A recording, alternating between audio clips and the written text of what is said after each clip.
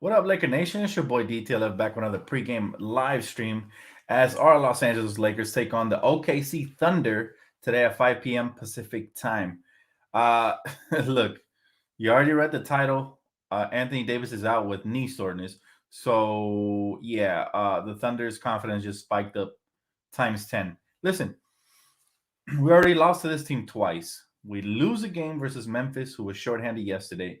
Tonight, come on, man. We absolutely cannot lose tonight. If we lose tonight, this is just a disgrace of a season thus far. We've literally lost to almost every single team we're supposed to beat so far this year.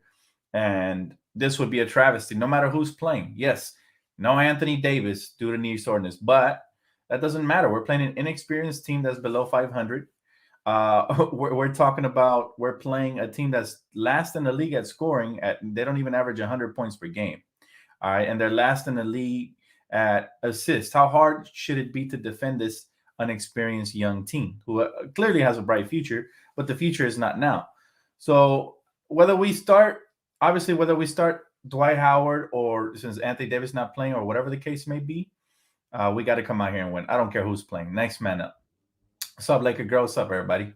Nicholas, what's up, bro? My boy said, if we lose tonight, Dan, trades need to happen. We've been saying this for quite a while, man, and thanks for the donation, bro. We've been saying this for quite a while about change needing to happen, whether that be via the head coaching position or trades or any sort of rotation move. Listen, we can't seem to have a consistent rotation or even starting lineup. What is this, the 20th different lineup we're going to start tonight due to Anthony Davis not playing? So this is really tough. And here's the thing. The media pressure has turned up times 1,000. The one thing I do like about ESPN being fair weather fans and fickle and talking about we don't deserve to play Perkins, we don't deserve to play on TV and this and that, is it puts pressure on the Lakers front office to then look for solutions, because trust me, you can't be in the pressure cooker for too long in Los Angeles. Or the spotlight is always on you. And whatever the case may be about Anthony Davis not playing, maybe they're starting to feel the heat now. And my thing is, changes will eventually happen. I'm not sure if it'll be at any point this year. It might be the start of next year or whatever the case may be. But the trade rumor mill is starting to heat up. We're talking about Philadelphia and heated conversations to move Ben Simmons. The Indiana Pacers talking about blowing it up already. This is the time of the year where teams kind of already have a feel for their franchise, and they know if they're either going to go all in and be buyers in the open market, or they're going to pull back and try to rebuild. What you cannot be is what the Lakers are currently are, which is a middle of the road average team. Why? Because two things happen, right? We're not tanking because we don't have draft picks, clearly. So there's only one way to go, and that's up. If the Lakers are at the bottom of the barrel and we end up being a first round exit again or a second round exit, it was a wasted season, another wasted year of LeBron's career, another wasted season of Anthony Davis's prime, which, by the way, right now, offensively, he just looks like mentally he's not there. Defensively, at times, he takes breaks. And the stats, listen, the stats will tell us that Anthony Davis is having a great season, 24 points per game, 10 rebounds, a couple blocks. The stats will tell us that, Anthony Davis can't be any better than this. Like what are Laker fans asking for? We're too spoiled. No. But he doesn't pass the eye test as far as settling way too much for jumpers. He's shooting a career low from the field, from the free throw line, first of all, and from beyond the arc. So those are all career lows for the stat nerds out there that want to tell me that he's having a good season. We know what he's capable of. Forget about the stats. He's not passing the eye test. He's getting punked on a daily basis, right, by different bigs. Last night, it was Steven Adams and Jaren Jackson Jr. As far as LeBron, as far as I'm concerned, he's having a phenomenal year. I don't understand that he's not a top 5 anymore. But one player has never been able to do it by himself. Russell Westbrook finally had an off game yesterday. So he needs to be better as well, man. The turnovers are crazy. When he plays out of control like he did yesterday, we have no chance. We go into self-destruction mode. I think the role players for us have overachieved this season. Now, they didn't have a good game again yesterday, but I definitely expect them to bounce back here tonight versus the Thunder. Now, enough of the finger pointing, guys. I understand AD's not living up to the hype early. Russell Westbrook had a rough start early, and he has a bad game every now and then. And LeBron James at times looks older on the defensive end, especially when he plays center. He's no longer as explosive as he once was to be able to, uh, compete with those centers consistently. And you risk injury, so that's a double negative for me. Uh, Not to mention the coaching staff and their irregular rotation. See, the biggest criticism from the players and from the coaching staff has been consistency. But how can you expect consistency if we haven't had a consistent starting lineup? And people will say, "Well, Dan, injuries. Look, AD's missing this game." Yes, but we have enough regular rotational pieces that we should have kept a core foundation. And when somebody's injured, they just get replaced. And when they come back, same rotation. Why? Why? And yes, of course, the turnovers are killing us. But why rotations matter? Because guys start settling into their roles and they can actually play under control, man. So no more excuses. Look, the Lakers have to win starting tonight. If they don't win, guys, and we continue this trend of winning one, losing one, winning two, losing one, two, three, if we continue this trend, then we'd be lucky to make the play-in. And if we make the play-in, we probably get eliminated early in the playoffs due to home court advantage. You know what I'm saying? And not only that, but again, rumor has it LeBron's going to retire soon. I don't know. I don't know what to believe as far as rumors go. He could still play out the rest of his contract. I hope he does. Or he could end up, retiring. But if he retires, the rebuild is going to have to start because a lot of people don't believe Anthony Davis's heart is in Los Angeles. I don't know what to tell you. I'm rooting for the kid. All right. As far as Anthony Davis goes, I'm rooting that he could. I'm hoping he can just snap out of it and wake up because I know how phenomenal he can be when he's mentally sharp and he's doing the right things. And his jumper starts falling, and all of a sudden, I know what type of player he can be. So I'm not rooting for him to get traded, but a lot of people believe that once LeBron retires, that Anthony Davis doesn't have what it takes to lead this franchise to another title. And if you go back and you look at his Pelicans history, he was a fringe playoff team with him as a leader. Some people will blame injuries as well. Some people would say, well, the year that they had DeMarcus, they looked really good. But it was a small sample size, right? We haven't seen enough of AD leading his team consistently to the postseason and doing damage in the postseason, deep into the postseason, enough for us to believe he can lead this team to the promised land by himself, right? So there's a lot to think about, but we got to take it one step at a time. Bottom line is this team can still be fixed. It can still be salvaged. We can still be a very competitive basketball team that's going to have a shot down the stretch if multiple things happen. For one, obviously, my number one thing we need is better coaching for me. All right, because again, playing LeBron James at center, sometimes not playing Rajon Rondo or Austin Reeves when we could use their defensive and offensive leadership on the court. To me, coaching has been primary. We've been in dire stress of good coaching this season. I think if we had a little bit of a better coach that could manage the rotations a little bit better and give us some consistency, I think you would have seen better discipline and efficiency from the players. That's number one. Number two thing we need to solve is we need to figure out Anthony Davis. Okay, in my opinion. This is just my opinion. It's not a fact. It's not based off of facts. It's just based off of me putting the puzzle together and kind of looking at the big picture. Like I said, number one, coaching needs to be fixed, whether Frank Vogel steps up or he steps out, whatever the case. That's number one. Number two, Anthony Davis, we need that heart transplant, man. Where's the surgeon? We need to figure out. I think Rob Pelinka, if he continues to play like this for, let's say, another 5 to 10 games, I'm not sure if we can survive that, by the way. Rob would have to pull him to the side and ask him what is the problem. Does he want to be here? Is he comfortable? Does he, is there any player making him uncomfortable? What's the issue here? And then once he gets to the bottom of that, then we can figure out how to proceed moving forward. All right, that's number two. Number three, we have to come to the realization that as LeBron gets older, his game will slowly but surely start to decline, even though he's been a freak athlete, just a different type of specimen, a special talent. But he's doing all he can right now, and we're barely scraping out wins. That's major red flags, okay?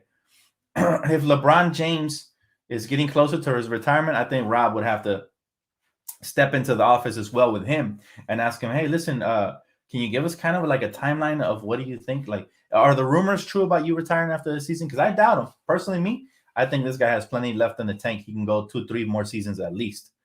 But if the rumors are true, then the Lakers have to start planning moving forward. And that doesn't mean trade LeBron, of course not. I feel like after him having the cojones to come here and be the first superstar to steer this ship in the right direction, that deserves to be rewarded. He deserves to retire as a Laker. That's how I feel personally. A lot of people say, well, if he wants to retire, trade him, Dan, before the trade value goes down, blah, blah, blah, blah.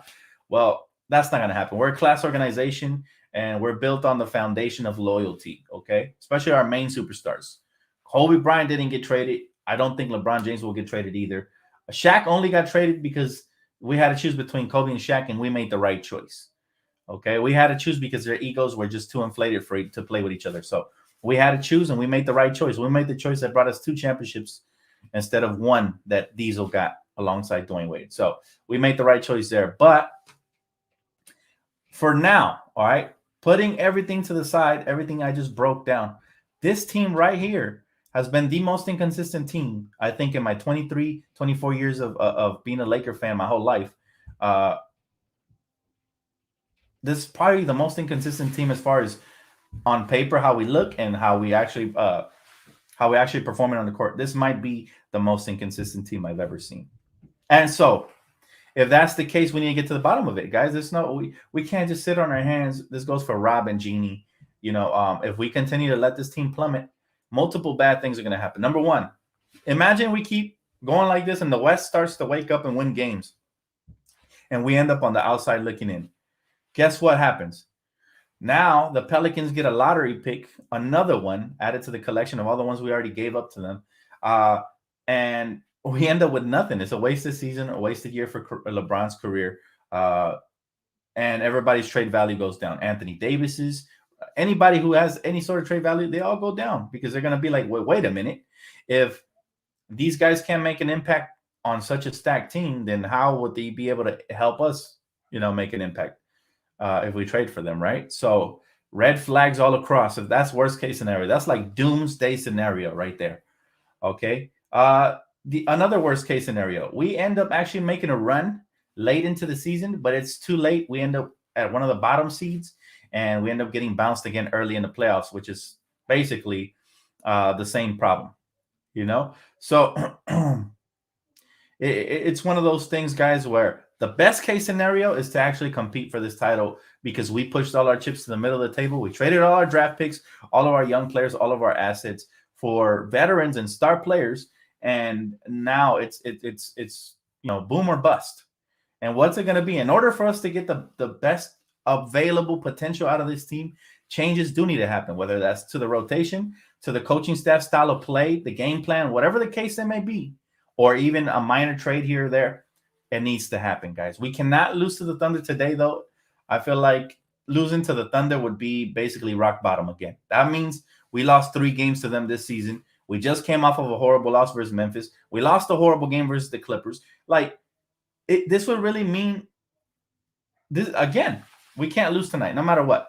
But a keys to tonight's game, guys. Again, Oklahoma City Thunder, not a very impressive team this season. They're 8-16. They're 14th in the West.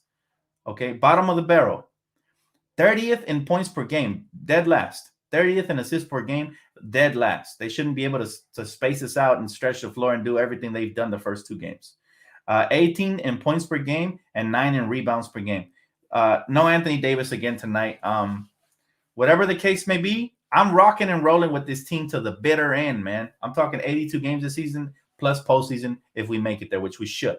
But I think at some point, if this trend continues, our star players letting us down, especially Anthony Davis and Russell Westbrook, and and we don't have enough of a strategy to get us over the hump as far as just give the ball to LeBron James and let him work his magic, I think then we have to start planning for the future. But it's not that time yet. I'll say that right now. We still have to focus on trying to get wins. The season can still be turned around if we do the right things. Again, we've seen it in spurts, but it is discouraging. I'm not going to lie that Anthony Davis doesn't get to play today. We're hearing all the chitter. Everybody's sending me all these clips of ESPN and all these sports networks talking down on my Lakers. It hurts so bad to me as a diehard fan, right? I feel like there's no bigger fan than me and everybody on this channel that's a diehard fan. There's no bigger fan than us. All I want to see from this Laker team is for them to come out here and act like they give a damn. All right. I've been seeing all kinds of old quotes from players like Russell Westbrook and AD saying stuff like, I feel like we have nothing to prove, this and that. We already won a chip. I don't want to hear that. I don't want to. Those are rehashed quotes. So that's people reaching in the past to make it relevant. I feel like that was fresh off of a chip or maybe even in the offseason, expecting us to have a great season and trying to get over the criticisms. But now you definitely have something to prove because this team's name is being dragged through the mud right now. Kendrick Perkins just called us hot garbage. Are we just going to take that laying down? Where's the heart? Where's the passion? I need these stars to come out here firing. I want you guys. I want your guys' opinions on this. What do you guys think? Is it too early to start thinking about the future of this team? I think it is. But if this continues and it ends up being a wasted season, then this offseason is really going to have a lot of question marks. We might have to revamp this roster moving forward while we still have trade value on this team. And we got plenty of trade value. Can you imagine what certain players would fetch us in return?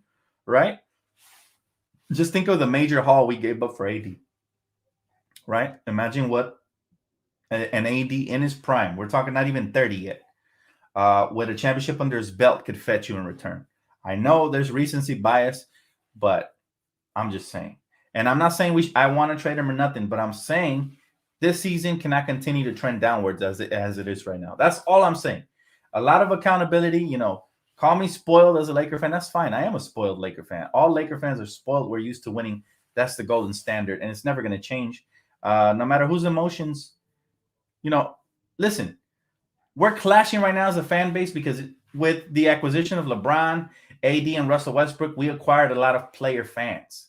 I'm here to tell you guys, player fans that are coming to this channel, that you guys should know it's always team first for us fans. For us real diehard Laker fans, it's always the name in the front before the name in the back. So we're not going to sit here and just be okay with it. Well, at least we already won one championship. We're spoiled. We should be satisfied. No, we're not satisfied. And we're never going to be satisfied. We always want more. And it's not like it's out of reach, really. A couple of tweaks, we could be right back in contention. But, shit ain't all sweet in Los Angeles. This is the kind of pressure that comes with being a Laker. All right. If you wanted to go to a sweet franchise that it doesn't really matter if you win or lose, the Clippers were across the hall. You wanted to go to one of these franchises where the fans are delusional and they're just happy to even be in the postseason. Like I said, the Clippers were across the hall. But you came to a team that demands and expects greatness and has had previous legends come through here and give us consistent nights, night in and night out. If that's too much for us to ask from you, the fans, the loyal fans, the ones who support you, buy your gear, pay for cable, and just really go all out. Like, let's be real, man. Fans matter. Fans. If all the fans just all of a sudden disappeared and nobody watched the NBA, where are they getting the revenue from, right? So the fans definitely matter. I hate when people try to make it seem like fans' opinions or their happiness doesn't matter. That's not the case. Now, am I very happy and satisfied with the championship we already won? Of course I am. Of course I am. I don't take that for granted. I respect each and every single person that helped us achieve that championship. Here's the deal, though. Again, we're on the cusp of becoming the winningest franchise of all time if we get to number 18. The race is on. The race is on, Hey, the homegirl said, what's up, Dan? I'm in the Dino at Amazon. Oh, you're in my old job. That's what's up. That's crazy. I haven't been there in over a year, or a little under a year, but yeah, I don't miss it. I don't miss it, Tara. But that's crazy. You're so local right now. That's cool. We Laker fans to the tomb. Exactly. And again, to the player fans that are coming in here, it's not that we're trying to hate on your player, man. I love AD. I love LeBron James. I haven't fell in love with Russell Westbrook yet. He hasn't done enough for my franchise for me to be like, oh, you know what? He's untouchable. I don't want him traded.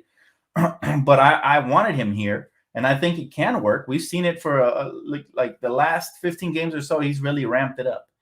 So I'm still not on the trade Russell Westbrook train, but I do believe there's changes that this team can make. I do believe that sense of urgency from our three leaders, LeBron, AD, and Russ, especially the last two I mentioned, needs to spike up. Right, the energy needs to come up because at times it seems like they don't care. Did you guys watch the post-game conference, right? Guys are joking and they're having a good time. And it's like, that's not the standard here in Los Angeles. That's all cool as long as you're winning, everything's sweet because winning cures everything. But when you're losing and you're a big part of why we're losing, you know, they got to look in the mirror and say, listen, something's got to change. I haven't seen nothing, not a players only meeting, not I haven't seen much from this team, okay? Much fight. And so I want to see that. I feel like teams, especially young teams, feel like they can come into Staples Center, disrespect. The media's clearly running a train on us right now, disrespecting us. I just want to see them show some damn pride and say, hey, enough is enough. We're not going to be at the butt of the jokes. We're a year and a half removed from winning a championship. Let's act like damn champions, at least the leaders, right? So that's what I want to see. What do you guys want to see from the Lakers, though? Tonight, we got to win. No excuses. I don't care how they get it done. I don't care if it's pretty or ugly. I prefer pretty, but if we need to grind it out and get an ugly win, let's get it. My boy says, stop shooting so many threes. Facts. We settle way too much from beyond the arc, and we're not even shooting a high percentage. At least guys like AD aren't. I mean, Dwight Howard should probably shoot more threes. The way he's been sniping, I think he's like 6 for 8 from the field this year. So maybe it wasn't a gimmick. I don't know. I thought it was a gimmick, but I'm starting to think, okay, maybe anytime he's open, knock him down for us. You know, anything helps. But whoever's shooting a low percentage should try to play to their strengths. I think THT is a good example of that. He has not been shooting well this season. He started off the year good, but for some reason he's in his head now, and he's almost bricking every time he's wide open from beyond the arc. However, he has been trying to slash a little bit more, which I appreciate that. We need our main star players to do the same, especially Anthony Davis and Russell Westbrook. If that beyond the arc three isn't falling, I want them in a pick and roll situation, pick and pop action from the mid range. Give me some middies. Mix it up, you know? I definitely always want them attacking the rim, but sometimes the lane is going to be clogged and they can't do that. So give me some mid-range action, you know, some footwork, you know, turn around jump shots from the post. But I want to see some more efficiency in the paint instead of, you know, and then, you know, shoot like 1 or 2 threes a game if you're wide open. But still, I don't know. He said, Dan, I didn't go to the game tonight. You know why, Dan? I have no clue, Raul. I have no clue. He said, is Street Clothes playing? No, he's not playing tonight. Anthony Davis, and by the way, his name's Anthony Davis. He's not playing tonight. But yeah, I understand. A lot of you guys may be upset.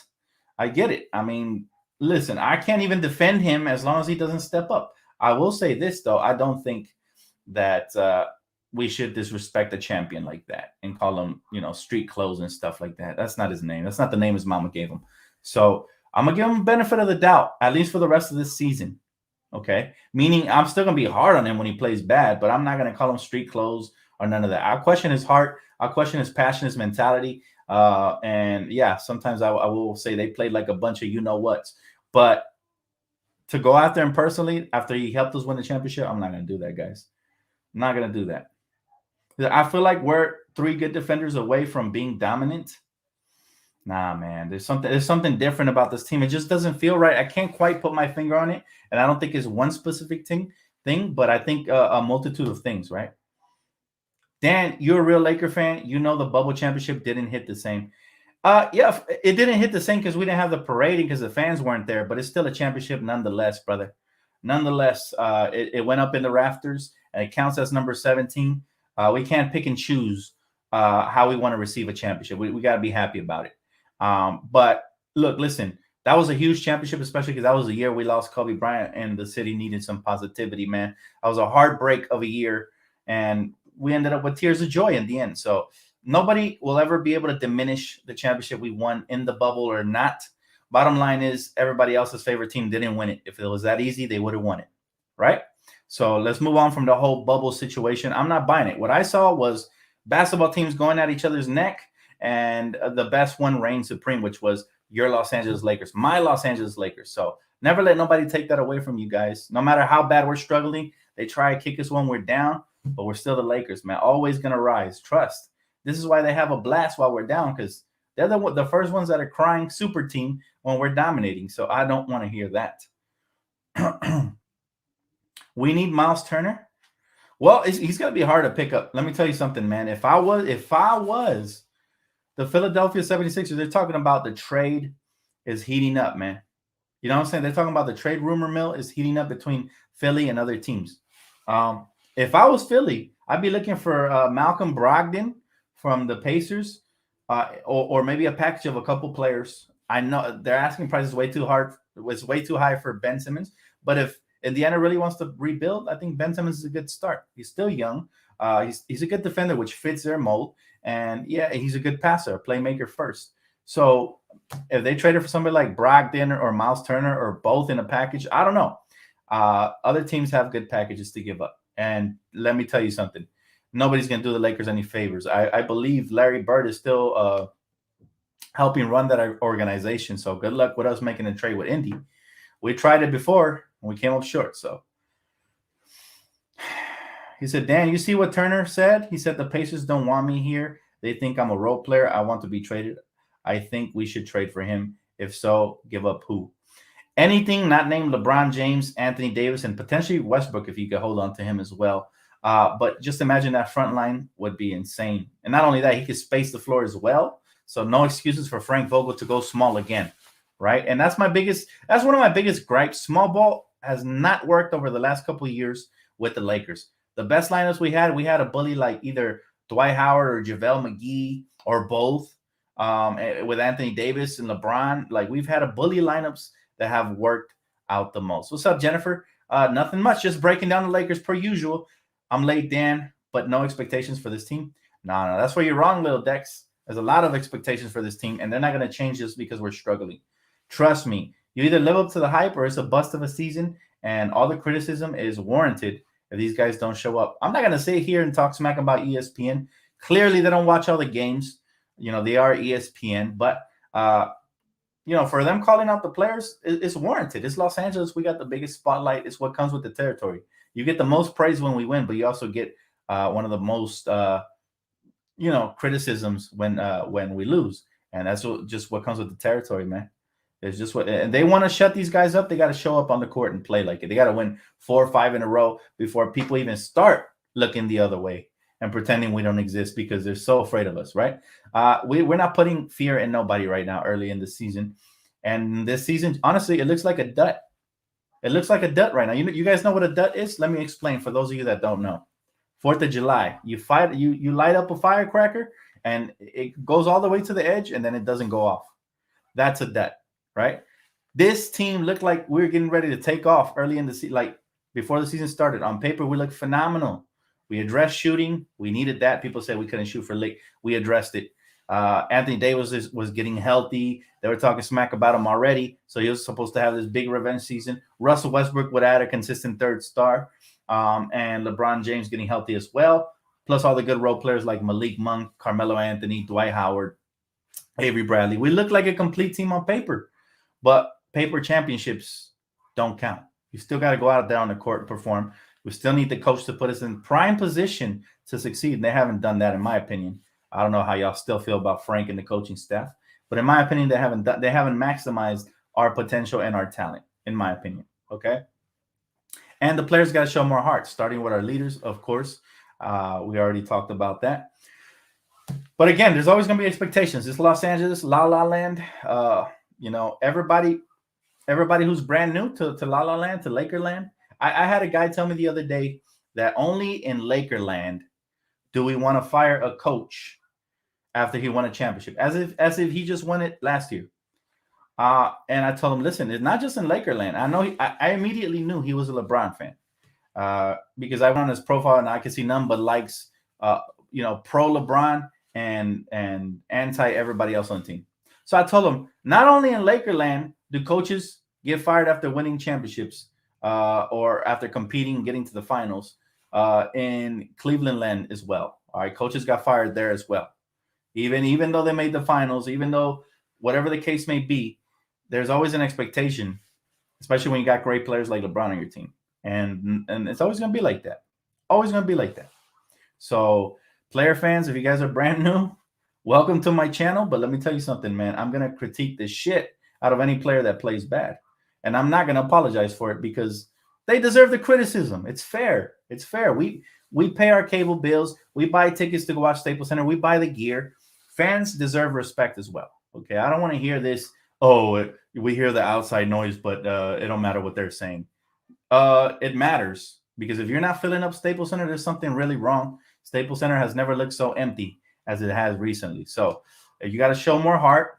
You got to show more passion. You got to match. You at least got to match the fan heart, energy, and passion. If you can't even do that, then it just shows you're just in it for the money and the clout, and not for the success and the glory.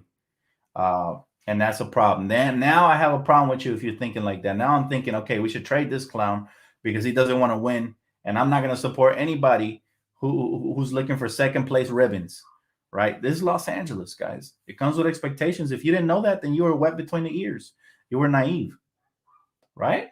So, I mean, no expectations for tonight, not overall, because I don't know what to expect so far, but I see number 18 being held. No, you're right, Lil Dex. I appreciate you, bro. You're right about that. As far as tonight, we don't know what version of this team we're going to get, right? We just don't know that. It's been like that all season, so I do agree with you there. But I do know what I expect to see tonight, and that's a W. That's all I expect. Every night I expect it, but especially when we face, a rebuilding team like the Thunder, who, again, they have a bright future, but that doesn't mean that the sun should come out tonight on us. You know what I mean? That doesn't mean that their time is now. Lakers got to take care of business and put away teams they should. They haven't done it so far this season. Let's hope we can start tonight. How about some consistency? I don't want to see just one good game either. We need a string of games where we can start finally saying, okay, this is the identity. I have not been able to pinpoint the identity of this team, guys. And we're talking about, a quarter of the season in.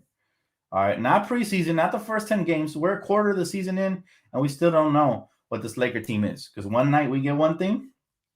Guess what? Next night we get something completely different. All right, so we have the starting lineup real quick. I want to announce that. We got Taylor Horn-Tucker, LeBron James, Dwight Howard, Avery Bradley, and Russell Westbrook. So basically we just subbed in Dwight Howard for Anthony Davis because he's not playing, for those of you just tuning in, with a sore knee.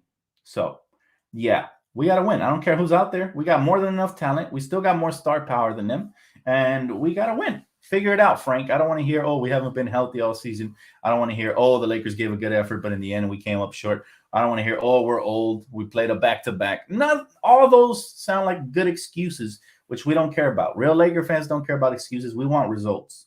Call us spoiled. Call us whatever you want. But look, listen, it's Los Angeles. It's Laker town, baby. Welcome to my world. Expectations, right? Talking about a top flight corporation. We're talking about a top flight company. We're talking about the greatest franchise in the world. You come here, and we don't want you talking on the job. We want you working, right?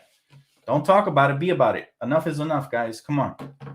I'm going to be really frustrated if we come over here and we lose to the Thunder. I don't care who's on the court. We lose to the Thunder, guys. You won't want to watch my video. I'm going to be pissed. Show some damn heart.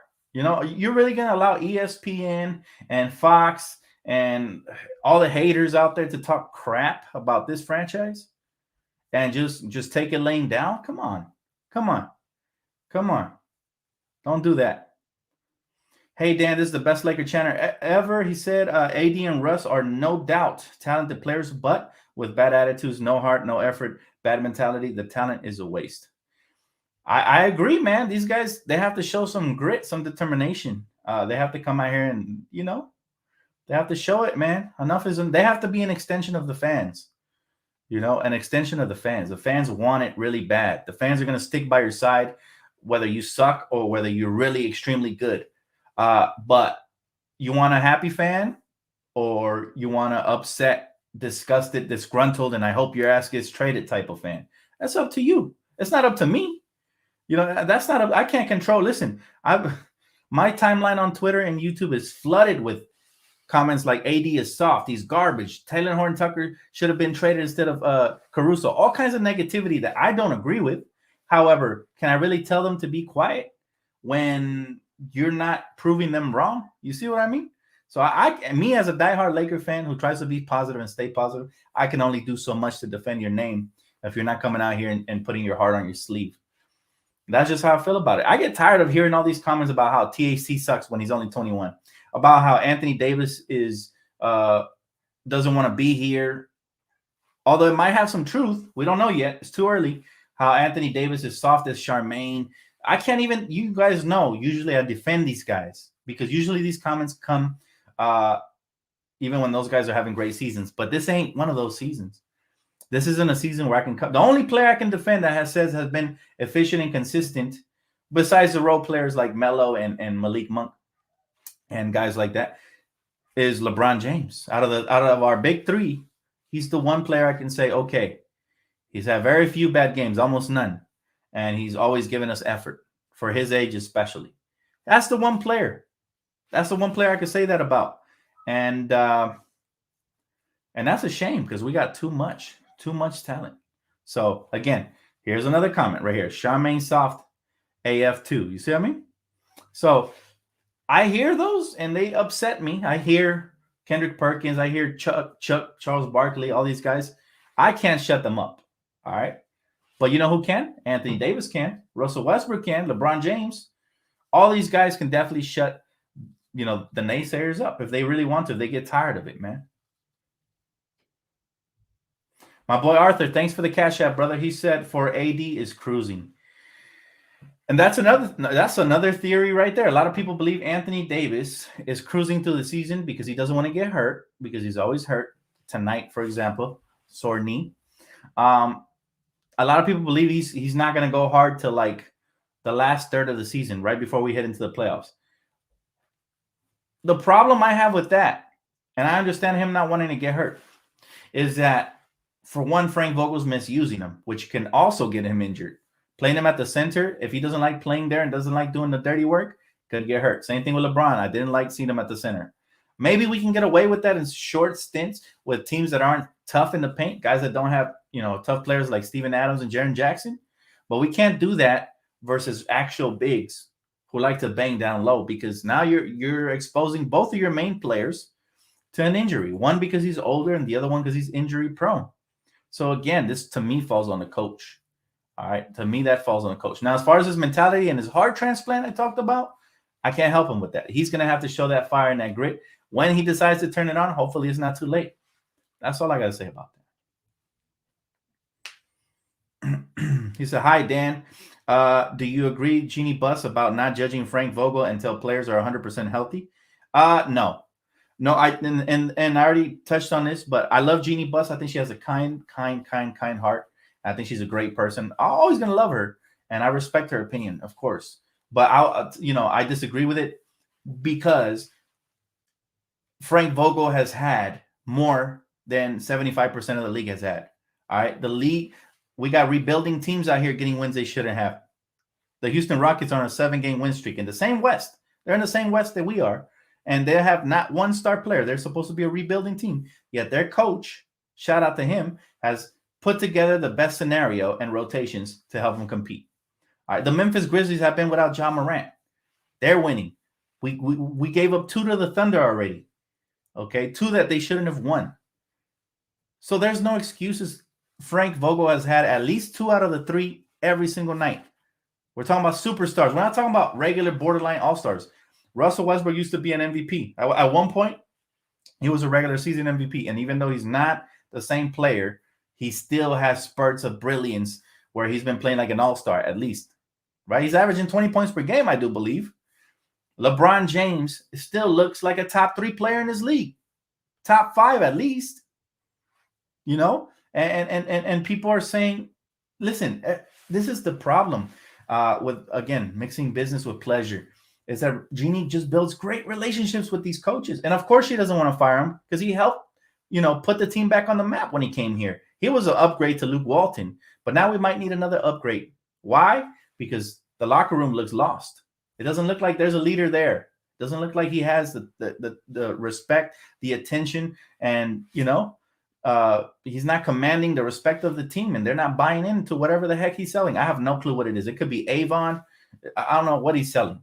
But whatever he's selling, it's not translating to the court. And then I have to question his leadership with the rotations, the fact that he hasn't played players that deserve to be on the court, the fact that he's had the wrong starting lineups consistently. And he's had, like I said, 2 out of the 3 superstars every single game this season, at least. And some nights, all three of them, and we still losing. So I don't agree with Jeannie, but I respect her and I understand why she says that, because she's a great, great person. But sometimes you got to get mean. Like Kobe said, sometimes you have to be the Queen of Dragons, Game of Thrones reference. You have to be cutthroat. You can't run a corporation. You can't run a legendary team like the Lakers by being too nice, because eventually it'll catch up to you and bite you, right? She already apologized to us once for waiting too long to fire her brother. We forgave her. And not only that, I was never really that upset with her, because I understood how hard it could be to get rid of a family member. But that mentality of hers has to change. She has to sometimes get mean and say, well, Frank, listen, you've had a great lineup for your whole career here with the Lakers. You've had a lot of talent here. I'm talking talent of the magnitude that some coaches can only dream of. And I understand it comes with a lot of pressure, but you have to produce, right? You have to produce. You have to go out there and execute, You know what I'm saying? It's like, imagine you buy me a professional set of cutting knives, and I'm going to be the chef, right? And then I'm going to prepare you the meal in return because you provided me with the amazing knives. And for some reason, the meal comes up short. It's not going to work out. It's like, you have the tools, Frank. You have what you need. We're going over the luxury tax. We're paying a tax to have this team. So it's not like we gave Frank Vogel 1 star and a bunch of chumps. No, he's got a bunch of Hall of Famers on his team. He's had champions on this team. He has all kinds of talent and is just not being put together properly. Now, again, I give him 50% of the blame between Frank Vogel and the coaching staff. That's 50%. The other 50% does go on the players, though. We still need to see that heart, determination, that pride they got to come out with. Because if not, then how can the fans get behind the player like that, man?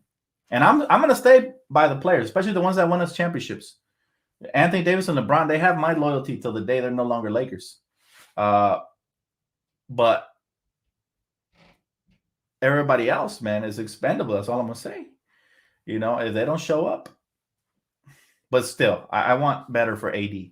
I want better from Russ. I want better from the whole team as a whole. What has Vogel done for the Lakers lately? Exactly. That's how you have to run it. He had a nice little stint with the Lakers when we won the championship, but the last year was very questionable. And even the championship year, we were questioning a lot of his moves.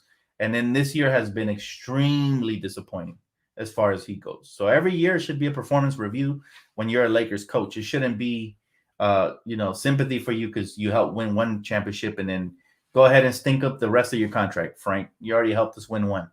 So yeah, that doesn't work like that. We're not a mediocre franchise, man.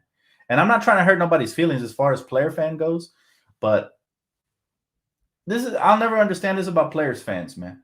When your player does retire, are you going to retire with him as a fan? You stop watching basketball, or are you going to pick a new player to defend and to just, you're basically like, I don't want to be disrespectful, but I'm just saying, like, you have to be a little bit more objective when it comes to your players, your favorite player, because at times they are at fault for a loss, and it's okay to call them out about it, where nobody's going to question your loyalty to that player because you say, and there's some player fans that do say, okay, my favorite player was off tonight, he needs to be better. I respect the heck out of those fans. Respect. But the ones that say, oh no, it's not our player, your fan base is crazy, oh, you guys are nuts. It's like, nah, man, you don't understand what it's like to be a Laker fan. Yeah, we're crazy, but we're crazy for our team.